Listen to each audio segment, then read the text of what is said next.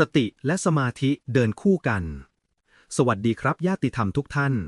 พุทธศาสนาสอนเรื่องการพัฒนาใจให้รู้เท่าทันและตั้งมั่นอยู่กับปัจจุบันขณะ หัวใจสำคัญของการปฏิบัติคือสติและสมาธิสองสิ่งนี้เหมือนสองเท้าที่พาใจเดินไปสู่ความสงบและปัญญา ถ้ามีแค่สติแต่ไม่ตั้งมั่นใจจะรู้แต่ยังไหวเอนไปตามอารมณ์ ถ้ามีสมาธิแต่ไม่มีสติใจก็จะนิ่งแบบมืดไม่รู้ไม่เข้าใจเพราะฉะนั้นสติคือความรู้ตัวส่วนสมาธิคือความมั่นคงของใจเมื่อสองสิ่งนี้เดินไปด้วยกันใจจะทั้งสงบและสว่างลองสังเกตง่ายๆเวลาที่เรามีสติรู้ตัวเราจะเห็นอารมณ์ความคิดความรู้สึกที่เกิดขึ้นในใจได้ชัดใจที่มีสติจะเหมือนกระจกใสเห็นสิ่งที่สะท้อนเข้ามาอย่างตรงไปตรงมาแต่ถ้าขาดสติใจก็จะหมุนไปตามอารมณ์เหมือนใบไม้ที่ถูกพายุพัดโกรธก็ไหลไปเป็นโกรธทุกข์ก็จมอยู่ในทุกข์เพราะไม่มีใครอยู่ตรงนั้นเพื่อรู้ว่ากำลังโกรธกำลังทุกข์ส่วนสมาธิคือความตั้งมั่นของใจไม่ใช่การบังคับให้ใจนิ่งแต่เป็นภาวะที่ใจไม่หวั่นไหวไม่ไหลตามสิ่งยั่วยวนเหมือนเปลวเทียนในห้องที่ปิดหน้าต่างสนิทลมไม่พัดเปลวไฟจึงนิ่งเมื่อใจตั้งมั่นแบบนั้นความสงบจะเกิดขึ้นโดยธรรมชาติและจากความสงบนี้เองจะเกิดแสงแห่งปัญญาเพราะใจที่นิ่งมักเห็นสิ่งทั้งหลายอย่างตรงตามความจริงพระพุทธเจ้าตรัสว่าสติเป็นเครื่องนำทางสมาธิเป็นเครื่องตั้งมั่นของใจเปรียบเหมือนคนเดินทางในป่าสติคือแสงไฟฉายที่ส่องให้เห็นทางสมาธิคือเท้าที่มั่นคงไม่ลื่นล้มในเส้นทางนั้นถ้ามีแสงแต่เดินไม่มั่นใจก็ล้มลุกคลุกคลานแต่ถ้าเดินมั่นโดยไม่มีแสงก็เดินหลงทางได้ง่ายดังนั้นสติและสมาธิจึงต้องเดินคู่กันเมื่อเรามีสติรู้ทันขณะเดินก็เกิดสมาธิในขณะเดินรู้ทันลมหายใจใจก็สงบลงในลมหายใจนั้นรู้ทันอารมณ์ใจก็ไม่หลงไปกับอารมณ์นั้นทุกครั้งที่รู้ทันนั่นคือเรากำลังฝึกสมาธิอย่างอ่อนโยน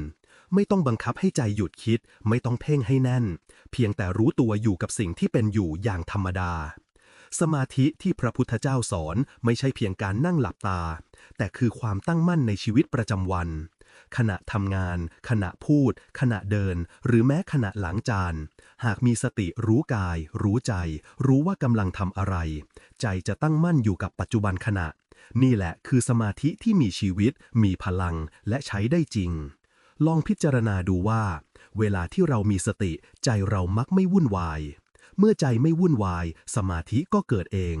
เมื่อสมาธิเกิดปัญญาก็เริ่มส่องแสงนี่คือการพัฒนาใจอย่างเป็นธรรมชาติไม่ต้องแสวงหาที่ไหนนอกจากขณะนี้เองสติและสมาธิไม่ใช่ของแยกกันสติเป็นการรู้สมาธิเป็นการอยู่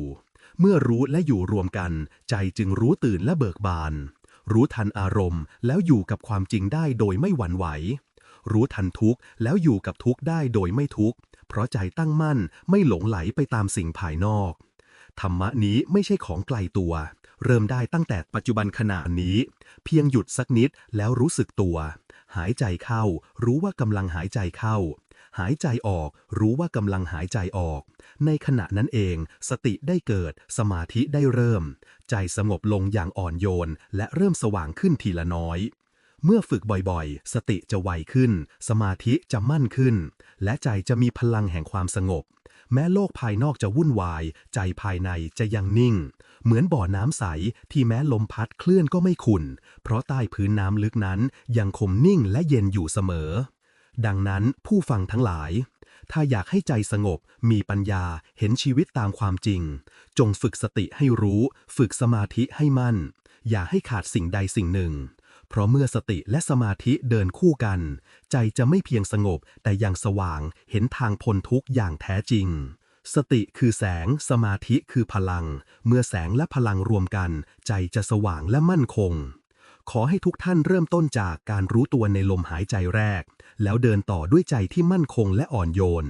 ธรรมะไม่ได้อยู่ไกลอยู่ตรงใจที่รู้และตั้งมั่นนี่เองขอความสงบสว่างและมั่นคงจงเกิดขึ้นในใจของทุกท่านครับสาธุ